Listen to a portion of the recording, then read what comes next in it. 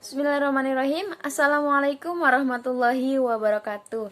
Baik teman-teman semua, kembali lagi dengan saya Lutfiani dari mahasiswa STA Ilham Media Jakarta, Prodi Pendidikan Agama Islam, semester 7 kelas B. Pada kesempatan kali ini, saya ditugaskan kembali oleh dosen saya untuk membuat video tentang penjelasan tentang psikologi agama bagian 5. Di video kali ini saya akan membahas tentang konversi agama. Kalian pada penasaran? Nah, simak videonya. Oke, langsung saja teman-teman. Yang pertama di sini saya akan bahas tentang konsep konversi agama. Yang pertama, pindah ke dalam agama lain. Misalnya, dulu seorang menganut agama Kristen, tapi sekarang pindah ke agama Islam. Atau sebaliknya, yang tadinya agama Islam pindah ke agama Kristen. Seseorang yang menganut agama Islam atau pindah ke dalam agama Kristen. Yang kedua, berubah sikap keagamaan dalam agamanya sendiri. Dalam konteks ini, konversi agama menunjukkan perubahan sikap seseorang terhadap agamanya sendiri. Perubahan atau pergantian sikap seseorang itu disebabkan oleh adanya masalah-masalah dalam keagamaan.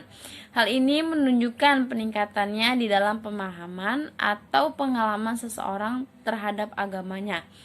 Misalnya, seseorang yang taat melaksanakan amalan-amalan agamanya, tetapi setelah terjadi konversi atau perubahan sikap pada dirinya, ia menjadi taat dalam melaksanakan agamanya dan meninggalkan tradisi-tradisi keagamaan yang ada di dalam agamanya. Yang selanjutnya ada karakteristik konversi agama.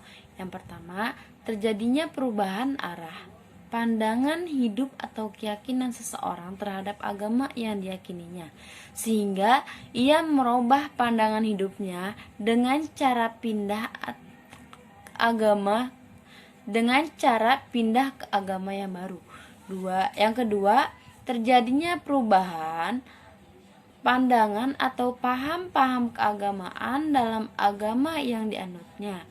Yang ketiga, terjadinya perubahan arah atau pandangan hidup itu secara mendadak atau secara berproses. Yang keempat atau yang terakhir, perubahan yang terjadi pada individu dipengaruhi oleh kondisi badaniah, kejiwaan, dan lingkungannya atau disebabkan petunjuk ilahi. Yang selanjutnya ada bentuk konversi agama. Yang pertama ada tipe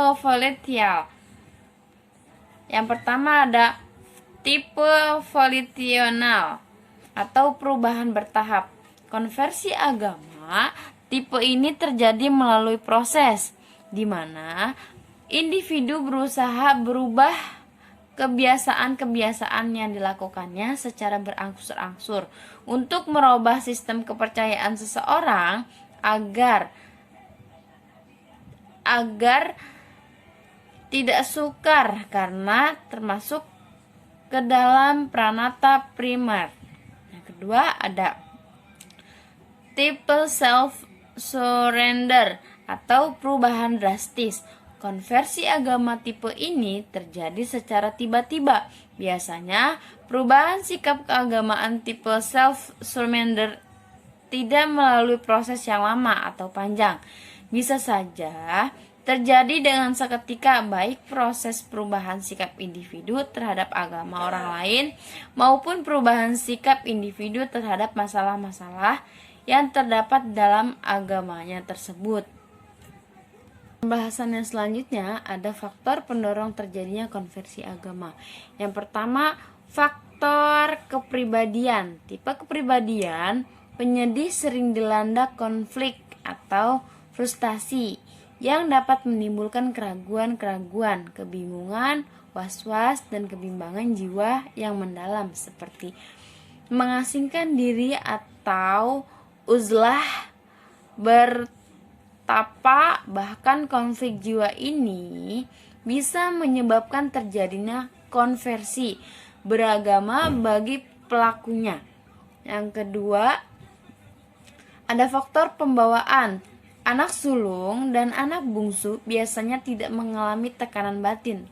Anak-anak kelahirannya pada urutan di antara keduanya sering mengalami stres jiwa. Kondisi yang berdasarkan urutan itu banyak mempengaruhi terjadinya konversi agama.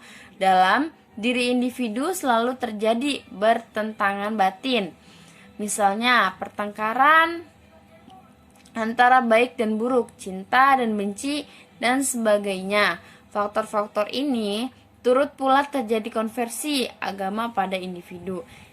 Yang ketiga ada konflik kejiwaan atau ketegangan perasaan. Misalnya, mereka tidak mampu membiayai keluarga, diberhentikan dari pekerjaan ataupun di-PHK.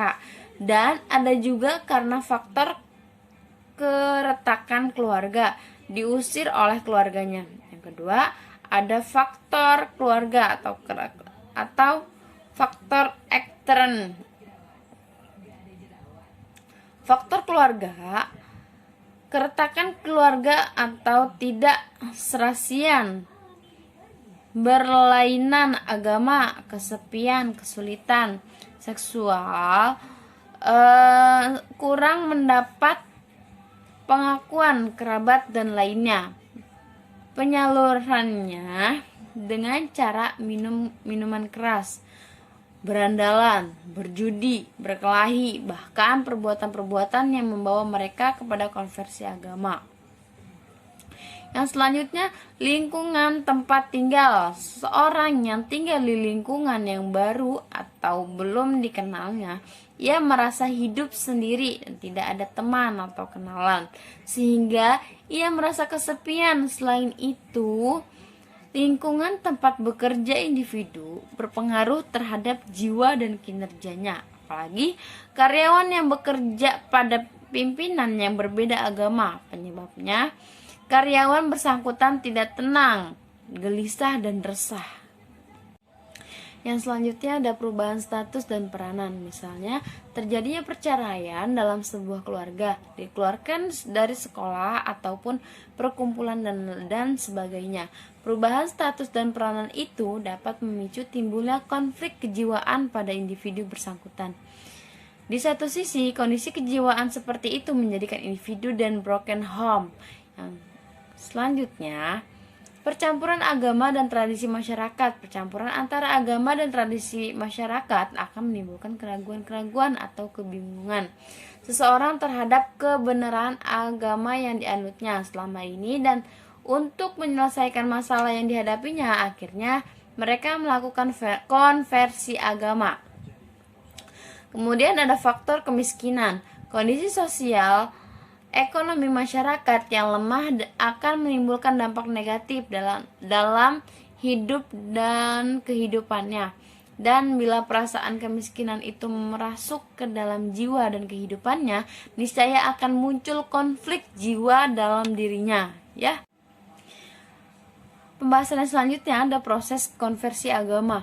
Pertama, masa tenang sebelum mengalami konversi, di mana segala sikap, tingkah laku, dan sifat-sifatnya acuh tak acuh menentang agama. Pada masa ini, masalah kepercayaan atau masalah-masalah agama belum mempengaruhi atau menyentuh jiwanya. Mereka bersikap acuh dan tak acuh terhadap agama dan bebas melakukan perbuatannya, terutama perbuatan, sikap, dan tingkah laku yang dilarang oleh agamanya, karena ajaran-ajaran agama belum pernah mempengaruhi kepribadiannya. Yang kedua, masa ketidaktenangan merupakan masa terjadinya konflik atau pertentangan batin dalam diri individu, di mana ajaran-ajaran agama mulai dipengaruhi kejiwaannya. Hal ini dikarenakan berbagai masalah kehidupan yang dialaminya, misalnya masalah ekonomi, moral, pendidikan, dan dosa-dosa yang dilakukan. Ketiga, peristiwa konversi agama. Pada masa ini, individu seolah-olah mendapat petunjuk dan ketenangan dalam hidupnya. Yang keempat, Masa tenang dan tentram tahap ini berbeda dengan masa tenang tahap pertama. Pada masa ini, individu merasa sangat puas terhadap keputusan yang telah ditetapkan dalam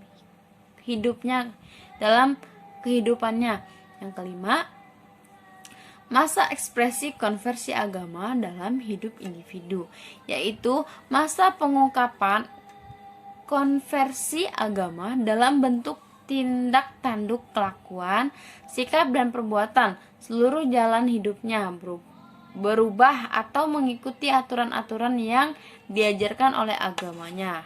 Pembahasan yang terakhir ada dampak positif konversi agama terhadap sikap keagamaan. Yang pertama, berubahnya pandangan hidup. Yang kedua, bersikap ekstrovert dan optimis dalam hidup. Yang ketiga, menyenangi teologi liberal dalam beragama. Yang keempat, yang terakhir, kesadaran diri. Nah, itu adalah pembahasan pada pertemuan kita hari ini. Terima kasih teman-teman yang sudah menonton video ini sampai selesai. Mudah-mudahan bermanfaat ya. Assalamualaikum warahmatullahi wabarakatuh. Thanks for watching.